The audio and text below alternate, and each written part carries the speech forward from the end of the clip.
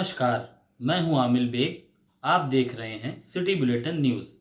पेश हैं आज के प्रमुख समाचार। जिले की रुदौली कोतवाली की पुलिस को एक बड़ी कामयाबी हाथ लगी है। पुलिस ने अंतर प्रांतीय जहरखुरानी गैंग के 4 महिला समेत 6 चोरों को गिरफ्तार किया है, जिनकी गिरफ्तारी भेलसर के पास से हुई है। इस गैंग के चोर रेलवे स्टेशन, बस स्टेशन और बसों पर यात्रा करने वाले यात्रियों को खाने पीने की चीजों में जहर मिलाकर बेहोश करते थे और उनके सामान को लूट लेते थे। रात में चोरी की घटना को ये ज्यादा अंजाम देते थे। अयोध्या तथा अंबेडकर नगर समेत अन्य जनपदों तक ये चोरी करने जाया करते थे। इन घटनाओं के खुलासे में 42 मोबाइल, 4 लैपटॉप और 68,000 रुपए नकद बरामद हुआ है। इस मामले का खुलासा क्षेत्राधिकारी रुदौली संदीप कुमार सिंह ने आज पत्रकार वार्ता के दौरान की। बता दें कि ये अंतर प्रांतीय जहरखुरानी गैंग है, जिसमें 4 महिलाओं समेत 6 लोग हैं, जिनको पुलिस ने गिरफ्तार किया है। इन्हें घुमंतु गिरोह के रूप में भी माना जा रहा है। काशी के ज्ञानव्यापी को लेकर आए फैसले से मुस्लिम पक्ष संतुष्ट नहीं है। अयोध्या मंदिर मस्जिद विवाद के पैरोकार रहे हाजी महबूब ने अपने पुराने दर्द को बयां करते हुए चेतावनी दी कि अगर अयोध्या की तरह काशी में कुछ हुआ तो सही नहीं होगा। तो क्या यह समझा जाए कि मुस्लिम समाज संवैधानिक प्रक्रिया को नहीं मान रहा है। इस मामले पर बाबरी मस्जिद के पूर्व पैरोकार हाजी महबूब ने एक विवादित बयान दिया है। सुनिए क्या कहा उन्होंने। हमने तो क्या फैसला दिया है, काशी में जो हो रहा है वो गलत हो रहा है और वो मस्जिद है, मस्जिद तक क़यामत रहेगी और हम वहाँ फैसले से नहीं मुँह पड़ जाएंगे। देखेंगे जब तक क्या होता है। अयोध्या का मसला जो था एक दूसरी तरीके से था और यहाँ हम लोगों ने खामोशी से इसलिए कहा कि चलो अदालत का फैसला ख़त्म हो जाए।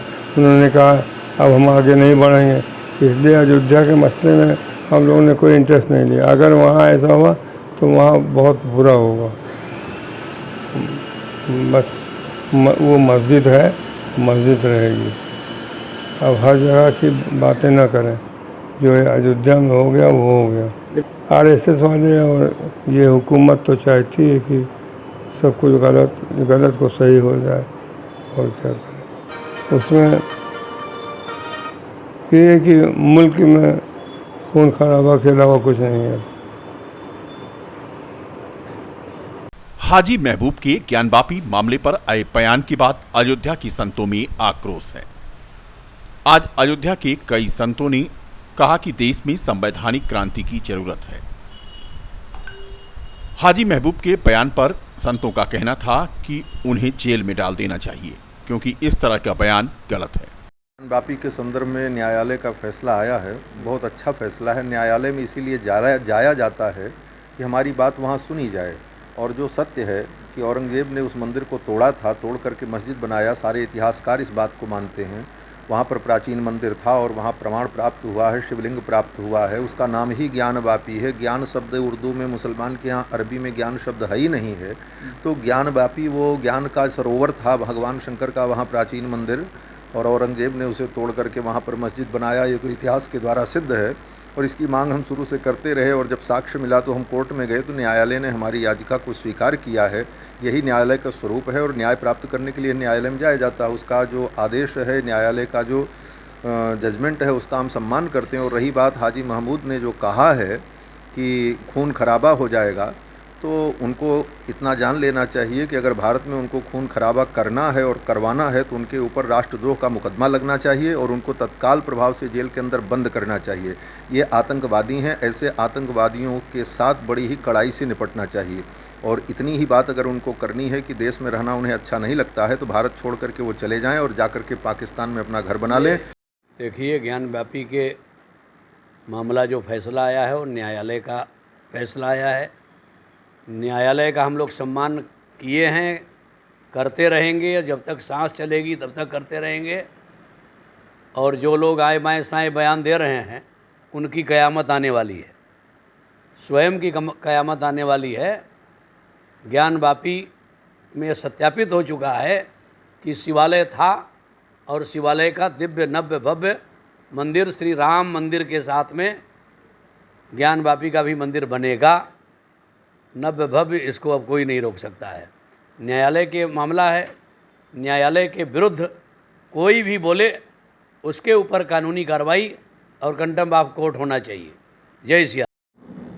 इतना बेहतर काम हुआ है, हम उस फैसले को टीवी पर सुन रहे थे और हम स्वयं को नहीं संभाल पाए, हम भावुक हो गए। आज भी हमारे आँखों में इतनी प्रसन्नता है, हमारे हृदय में प्रसन्नता है कि जो कार्य हो रहा है बहुत ही सुंदर है। क्या जो है सुनवाई, अरे वो आँख में आंसू आ गए कल, आज भी वो तुम्हारे सामने देखो आँख में। तो बताइए, प्रसन्नता तो भीतर की होती है ना, वो आंखों से निकल रहा है, इससे ज़्यादा क्या कहूँ। हम उसको अमान्य करते हैं, वो जो कुछ कहें दुनिया है कहा करे, जो फैसला आया उचित है, बहुत उचित है। क्या नाम है महाराज जी? परशुराम दास। लोग सही इतिहास को जानें और माननीय न्यायालय का आदेश सबको मानना चाहिए, चाहे वो कोई भी पक्ष हो। अगर न्यायालय की अवमानना कोई भी करता है तो वह निश्चित रूप से दंड का अधिकारी है और न्यायालय का जो भी आदेश होगा वो प्रशासन का काम है उसका अनुपालन कराना। जो लोग ये धमकी दे रहे हैं, जैसा कि हमने अभी सुना कि अयोध्या के एक बड़े घृणित मुसलमान हैं जो अपने घर की ही बहू को इतना प्रताड़ित किया है, वो बेचारी न जाने कितने दिन से कोर्ट कचहरी का चक्कर लगा रही है न्याय के लिए। तो ऐसा हाजी महबूब ने जो कहा है कि अयोध्या का तो मान लिए लेकिन अब वहाँ मस्जिद है, मस्जिद रहेगी। अरे ये तो न्यायालय तय करेगा ना कि वहाँ क्या रहा। और जब विश्वेश्वर भगवान वहाँ मिल गए तो उनकी सेवा पूजा होनी चाहिए, वहाँ उसकी डे टू डे हेयरिंग करके उसका जो विवाद खत्म होना चाहिए। जनपद के सोहावल ब्लॉक के पैदरापुर गांव में गौशाला में मृत गौवंशों की हड्डी तस्करी करते हुए वीडियो वायरल होने के मामले में समाजवादी पार्टी भड़क गई है। समाजवादी पार्टी के पूर्व राज्य मंत्री और प्रवक्ता तेज नारायण पांडे पवन ने आज कहा कि बहुत ही दुख की बात है कि भाजपा की सरकार में गौ माता की हड्डियों की तस्करी हो रही है। उन्होंने इस मामले को उजागर करने के लिए मीडिया का धन्यवाद देते हुए कहा कि भाजपा के भाषण से हिंदू, राम और गौ माता को निकाल दिया जाए तो भाजपा नेता 2 मिनट भी भाषण नहीं दे पाएंगे। क्या कहा तेज नारायण पांडे पवन ने, सुनिए आप। विगत 2 दिनों से पूरे जनपद और प्रदेश की सोशल मीडिया पर बैदरापुर थाना रौनाही जनपद अयोध्या का एक वीडियो वायरल हो रहा है जिसमें गौ माता की हड्डी डीसीएम ट्रक पर लादकर तस्करी की जा रही है। वहां पर गौ माता का ढेर सारा, उनकी चमड़े की पूरी खाल रखी हुई है। आप सोचिए, वो भारतीय जनता पार्टी की सरकार जो बगैर गौ माता, बगैर गंगा, बगैर अयोध्या, अगर ये 3-4 शब्द निकाल दिया जाए तो भारतीय जनता पार्टी 5 से 10 मिनट भाषण नहीं दे सकती। और वो अयोध्या की धरती, मर्यादा पुरुषोत्तम श्री राम की धरती, और वो धरती जहां पर उत्तर प्रदेश के मुख्यमंत्री हर 7-10 दिन पर अयोध्या आते हों। और उत्तर प्रदेश की मुख्यमंत्री योगी आदित्यनाथ जी की नाक के नीचे अयोध्या में गौ माता की हड्डियों का तस्करी की जा रही है, उनके चमड़े के खाल का कारोबार किया जा रहा है, बेचा जा रहा है। वैसे तो जब से योगी जी की सरकार बनी है, सरकारी गौशालाओं में गौ माता भूख के मारे जान दे रही है। तो मेरा सवाल है और मांग भी है, अगर योगी जी के संरक्षण में सारा काम अयोध्या में हो रहा है तब तो कोई बात ही नहीं, प्रभु श्री राम मालिक है। लेकिन अगर योगी जी के संरक्षण में नहीं हो रहा है, उनकी जानकारी में नहीं है, तो जो भी भाजपा के नेता से लेकर अधिकारी तक इसके लिए दोषी हैं, उन पर मुकदमा दर्ज करके कार्रवाई करनी चाहिए। इसका तस्करी हो रही है, अवैध कारोबार हो रहा है, तो गौ माता की हड्डियां और चमड़े को बेचकर काली कमाई की जा रही है, काला पैसा कमाया जा रहा है, पैसा मोटा पैसा बनाया जा रहा है। तो इस अवैध कारोबार में, अवैध रुपए को कमाने में जो भी लोग दोषी हैं उन पर कड़ी कार्रवाई की जाए। मैं उत्तर प्रदेश के माननीय मुख्यमंत्री से बात कर रहा हूं और मांग कर रहा हूं आपके माध्यम से, मीडिया के माध्यम से, इस अयोध्या का एक छोटा सा कार्यकर्ता, सेवक होने के नाते, एक अयोध्या का आम नागरिक। यूं तो अयोध्या नगर निगम का कोई भी वार्ड ऐसा नहीं है जहां पर समस्याएं न हो, लेकिन आज हम आपको एक ऐसे वार्ड से रूबरू करा रहे हैं, जहां पर पार्षद स्वयं समस्याओं का समाधान नहीं करा पा रहे हैं, जिसके चलते स्थानीय लोग खासी दुश्वारियों का सामना कर रहे हैं। हम बात कर रहे हैं अयोध्या नगर निगम क्षेत्र के महात्मा गांधी वार्ड के बछड़ा सुल्तानपुर मोहल्ले की। इस मोहल्ले में बजबजाती हुई नालियां और टूटी हुई सड़कें मानो इस मोहल्ले की पहचान बन गई हैं। स्थानीय लोगों की अगर माने तो सड़कें और नालियों का निर्माण मौजूदा समय पर यहां हो रहा है और वह मानक के विपरीत है। इतना ही नहीं, जो नालियां बन चुकी हैं उसमें बेहद मानक न होने से टूट फूट गई हैं, जिसकी वजह से बछड़ा सुल्तानपुर मोहल्ले के रहने वाले दुश्वारियों का सामना कर रहे हैं। इसी मोहल्ले के रहने वाले एक युवक ने बताया कि जब सफाई कर्मी यहां सफाई करने आते हैं और उनसे अपनी तरफ की सड़कों और नालियों की सफाई की बात की जाती है तो उनका कहना होता है कि पार्षद जहां कहेगा वहीं साफ सफाई होगी। कुल मिलाकर अयोध्या नगर निगम के कर्मचारियों के साथ साथ पार्षदों की उपेक्षा का दंश झेलने को मजबूर है महात्मा गांधी वार्ड का बछड़ा सुल्तानपुर मोहल्ला। आने वाले समय में चुनाव है, ऐसे में मोहल्ले के लोग भी अब इंतजार कर रहे हैं कि चुनाव आए तो सबक सिखाएं और अपनी समस्या को दूर करने के लिए कोई अच्छा प्रतिनिधि चुनें। फिलहाल महात्मा गांधी वार्ड बछड़ा सुल्तानपुर का जो ये इलाका है, इस इलाके में समस्याओं का अंबार है। समस्याएं यहाँ 5 साल तक रहीं, कागजी खाना पूर्ति हुई और मानक के विपरीत नालियां, सड़कें आदि बनाई गईं और उनकी देख रेख करने वाला कोई नहीं था। उमेश यादव, मोहल्ला बछड़ा सुल्तानपुर। क्या समस्या है यहाँ पे? समस्या तो यहाँ बहुत है और पहले तो मैं आपके चैनल को धन्यवाद देना चाहता हूँ कि आपके माध्यम से मुझे अपनी बात कहने का मौका मिला। जैसे आप जिस रास्ते से आए होंगे देखे होंगे, सबसे पहले पीपल के पेड़ के नीचे जो है इन्होंने कम से कम 2-2.5 फुट रोड को ऊंची करा दिया, जो कि एकदम अनलीगल है। रोड ऊंचा होना कोई मतलब नहीं है उसका। जब सीवर पड़ना है तो रोड ऊंचा करने का कोई मतलब ही नहीं है। 6 महीने से कम खुदाई हुई है। 6 महीने खुदाई होने के बाद में आप देख रहे हैं, आपके सामने रोड की कंडीशन ये है। 2 इंची 3 इंची सिर्फ इस पर पत्थर जो है टोकरी को ऐसे घुमा घुमा के डाल दे रहे हैं और आम आदमी बहुत परेशान है। नालियों की हालत एकदम बदतर है। नगर निगम के माध्यम से जो काम हुआ, पत्थर जो इन्होंने ढलाए हैं, कहीं सीमेंट सही नहीं पड़ी है, किसी पत्थर में सरिया ही नहीं पड़ा है। और ये जो काम हो रहा है खुदाई का, सीवर का काम जल निगम के माध्यम से हो रहा है। अब जल निगम और नगर निगम दोनों की क्या मिली भगत है, ये हम जैसे आम आदमी जान नहीं पा रहे हैं और कंडीशन बड़ी दयनीय है। नंदकिशोर बछड़ा सुल्तानपुर। क्या समस्या है? समस्या यही है कि आप आए हैं, कम से कम इतना तो पूछ रहे हैं। सांसद लोग आते हैं, विधायक लोग आते हैं, हाथ जोड़ते हैं, मालूम है अपने माँ बाप को मार करके पंडित ऐसी गलती कभी नहीं करेंगे। उसके बाद चले जाएंगे, पार्षद से कहते हैं तो कहते हैं हमारी क्या गलती है। ठेकेदार कहता है हमको देना पड़ता है, पार्षद को देना पड़ता है, विधायक लेता है, सांसद लेता है, सबको देता है, जैसा हम पाएंगे ऐसे करेंगे। जबकि एक एक ईंटा ऊपर लगाया है ना, बाकी सब खोद करके लगाया, पूरा अद्दा गुद्दा सब लगा दिया। नाली हम लोग अपने पास से सामते हैं, हमको पंडित समझ करके पूजा कराते हैं, गोड़ धरते हैं, उसके बाद नाली साफ करवाते हैं। और उसके बाद जब कहो कहीं बाहर मशीन साफ करती, यार हाथे साफ होता है, ऐसे नहीं साफ होता।